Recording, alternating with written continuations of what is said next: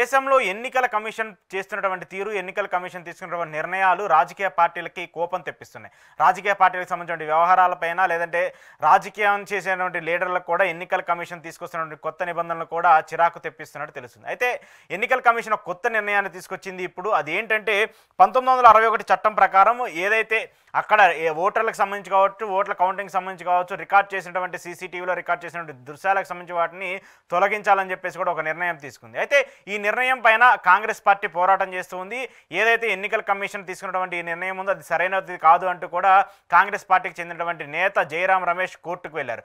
సుప్రీంకోర్టులో ఆయన ఒక పిటిషన్ కూడా దాఖలు చేశారు. ఎన్నికల కమిషన్ తీరును తప్పుపడుతూ, ఎన్నికల కమిషన్ సొంతగా తీసుకున్నటువంటి నిర్ణయాలను తప్పుపడుతూ దానికి సంబంధించి మీరు ఒక చర్యలు తీసుకోవాలంటూ కూడా సుప్రీం కోర్టులో ఒక పిటిషన్ దాఖలు చేశారు. ఆ పిటిషన్ దాఖలు చేసిన నేపథ్యంలో సుప్రీంకోర్టు ఈ యొక్క కేసును విచారించిన తర్వాత ఎన్నికల కమిషన్కి నోటీసులు జారీ చేసింది. ఏం జారీ చేసింది అంటే, మీరు తీసుకున్నటువంటి ఈ నిర్ణయాలు ఎందుకు తీసుకోవాల్సి వచ్చింది, ఎందుకు ఆ చట్టం ప్రకారం ఆ సవరణ చేసి మళ్ళీ ఇలాంటి దాన్ని మళ్ళీ తీసుకురావాల్సి వచ్చింది. గతంలో కూడా ఎన్నికల కమిషన్కి సంబంధించి కొన్ని నియమ నిబంధనలు పెట్టిన సుప్రీంకోర్టు వాటన్నింటినీ కూడా మీరు సరిగా ఫాలో అవ్వట్లేదంటూ కూడా ఆగ్రహావేశాలు వ్యక్తం చేస్తూ వచ్చింది. అయితే ఇప్పుడు కొత్తగా ఈ 1960కి సంబంధించిన చట్టాన్ని సవరిస్తూ వాళ్ళు ఏదైతే సీసీటీవీ ఫుటేజ్కి సంబంధించి కావచ్చు, అక్కడ సెక్యూరిటీ డేటాకి సంబంధించి కావచ్చు, ఏదైతే ఉందో దాన్ని తొలగిస్తామని చెప్పేసి నిర్ణయం పైన కాంగ్రెస్ పార్టీ పోరాటానికి సిద్ధమైంది. కాంగ్రెస్తో పాటు ఇతర రాజకీయ పార్టీలు కూడా ఎన్నికల కమిషన్ తీరుని తప్పుపడుతూ వస్తున్నాయి. ఇతర రాజకీయ పార్టీలన్నీ కూడా ఎన్నికల కమిషన్ సమయాన్ని, ఎన్నికల కమిషన్ నిర్ణయాలను కూడా ఖండిస్తూ వస్తున్నాయి. అయితే గతంలోనే ఎన్నికల కమిషన్కి సంబంధించి ఏ రాష్ట్రంలో ఎన్నికలు జరిగినా, దేశంలో ఎన్నికలు జరిగినా కూడా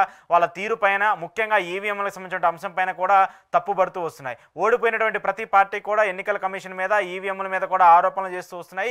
ఈవీఎంలకు సంబంధించిన డేటాలో కావచ్చు, ఈవీఎంలకు సంబంధించిన బ్యాటరీకి సంబంధించిన ఛార్జింగ్లో కావచ్చు కొన్ని ఇబ్బందులు జరుగుతున్నాయి. దాంతోపాటు పోలింగ్ జరిగినటువంటి సంబంధించిన తేదీలకు సంబంధించిన ఓట్ షేర్ కావచ్చు, తర్వాత ఎన్నికల కమిషన్ ప్రకటిస్తున్నటువంటి ఓట్ షేర్ కావచ్చు, చాలా డిఫరెన్స్ కనిపిస్తుంది.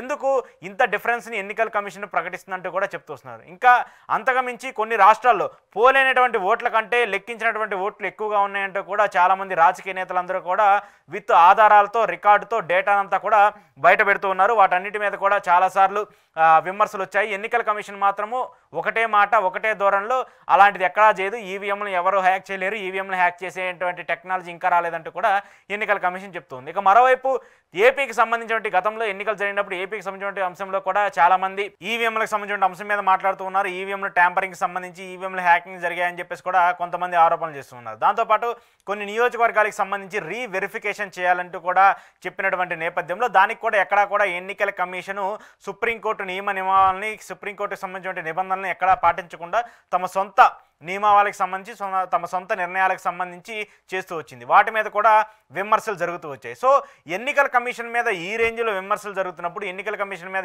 ఈ రేంజ్లో ఆరోపణలు వస్తున్నప్పుడు ఈ కొత్త నిర్ణయాన్ని తీసుకురావడం వల్ల ఎన్నికల కమిషన్కి సంబంధించి ఒక థర్డ్ పార్టీగా, ఒక ఇండిపెండెంట్ బాడీగా ఉన్నటువంటి ఎన్నికల కమిషన్ మీద నమ్మకం పోయే పరిస్థితి ఉందంటూ కూడా రాజకీయ పార్టీలు అన్నీ కూడా మాట్లాడుతున్నాయి. ఇప్పటికే విదేశాలకు సంబంధించి కావచ్చు, ఇతర దేశాలకు సంబంధించి కావచ్చు, ఎక్కడా కూడా ఈవీఎంలని బాయ్కాట్ చేసి బ్యాలెట్ పేపర్తో ఎన్నికలు జరుగుతున్నటువంటి సిస్టానికి సంబంధించి ఈ దేశంలో కూడా ఒక పెద్ద ఎత్తున ఆందోళన జరుగుతున్నా కూడా ఈవీఎంలతోనే ప్రస్తుతం దేశంలో ఎన్నికలు జరుగుతున్నాయి. కానీ అలాంటి వైఖరిని పక్కన పెట్టేసి బ్యాలెట్ పేపర్ని తీసుకురావాలని చెప్పేసి ఒక పెద్ద ఎత్తున ఆందోళన జరుగుతున్నటువంటి ఈ నేపథ్యంలో ఇలా కొత్తగా ఒక రూల్స్ని తీసుకొచ్చి డేటానికి సంబంధించి కావచ్చు, సీసీటీవీ ఫుటేజ్కి సంబంధించి కావచ్చు, వాటిని తొలగించాలని చెప్పేసి నిర్ణయాన్ని తీసుకోవడం పైన కూడా అన్ని రాజకీయ పార్టీలు అభ్యంతరం వ్యక్తం చేస్తున్నాయి. ఎన్నికల కమిషన్ మీద కూడా ఆగ్రహం వ్యక్తం చేస్తున్నాయి. మరి సుప్రీంకోర్టు ఇచ్చినటువంటి ఈ నోటీసులకి ఎన్నికల కమిషన్ ఎలా స్పందిస్తుంది, స్పందించి వాళ్ళు ఎలాంటి వివరణ ఇస్తుంది అనేది కూడా తెలియాల్సి ఉంది.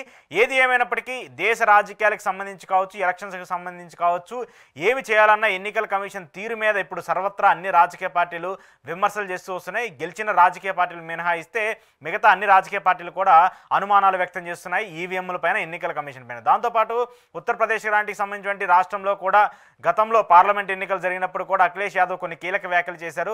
నేను ఇన్ని సీట్లలో విజయం సాధించాను, కానీ ఇది కూడా నాకు నమ్మశక్యంగా లేదు, ఈవీఎంల వల్ల కూడా మేము గెలిచే ఉంటామంటూ, అంటే గెలిచినటువంటి పార్టీకి సంబంధించిన అధినేత, గెలిచినటువంటి పార్టీకి సంబంధించిన వ్యక్తి, అభ్యర్థి కూడా ఆయన ఈవీఎంలను అనుమానించే పరిస్థితికి వచ్చింది. సో అలాంటి ఈవీఎంలకు సంబంధించిన వ్యవహారం మీద ఎన్నికల కమిషన్ సరిగా క్లారిటీ ఇవ్వకపోతే, ఇలా నిర్ణయాలు తీసుకుంటే ఉంటే మాత్రము కొన్ని రాజకీయ పార్టీలకు సంబంధించిన వ్యవహారాలకి వాళ్ళని జత చేసి చూసే పరిస్థితి కనపడుతుంది.